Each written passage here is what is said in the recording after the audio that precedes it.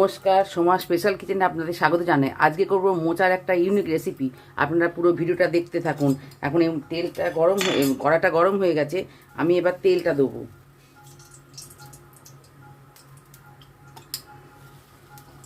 আর জিরে তেজপাতাটা ফোড়ন দিয়ে দিচ্ছি।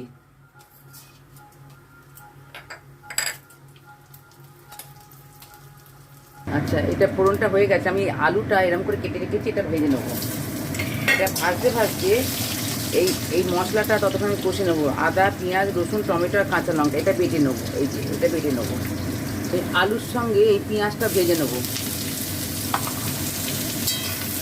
আলু পেঁয়াজটা ভাজা হয়ে গেছে। আমি এবারে আদা, পেঁয়াজ, টমেটো আর রসুন এটা দিয়ে দিলাম, কাঁচা লঙ্কা বাটাটা দিয়ে দিলাম। এবার দিলাম ধনে গুঁড়ো,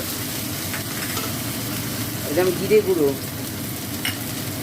লঙ্কা গুঁড়ো, হলুদ গুঁড়ো দিয়ে এবার কষবো ভালো করে।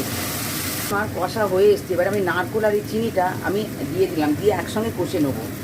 নারকোলটা কষার সঙ্গে দিলে পরে নষ্ট হয় না তাড়াতাড়ি, আর খুব গ্যাস অম্বল হয় না।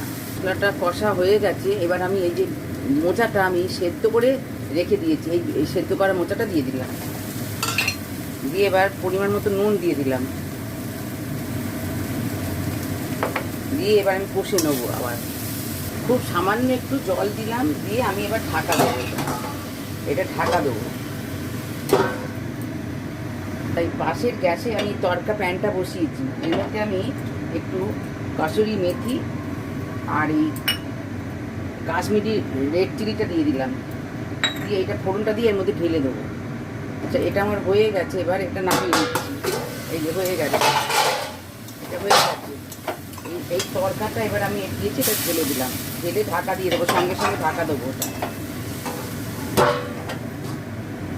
আচ্ছা, এটা আমার হয়ে গেছে। আমি এবার ঢাকাটা খুলে এই গরম মশলাটা দিয়ে দিলাম, আর এই একটু ঘি এর মধ্যে দিয়ে দিলাম।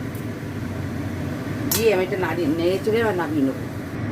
এইভাবে আপনারা করবেন। আর আপনারা যদি চিংড়ি মাছ দিয়ে করতে চান, মশলা যখন কষবেন তখন চিংড়ি মাছটা দেবেন, দিয়ে কষবেন, তাহলে চিংড়ি মাছটা শক্ত হবে না। এইভাবে করে খেয়ে কমেন্টে জানান। আজকের মতন এই পর্যন্ত। আপনারা লাইক, সাবস্ক্রাইব, শেয়ার করুন। নমস্কার।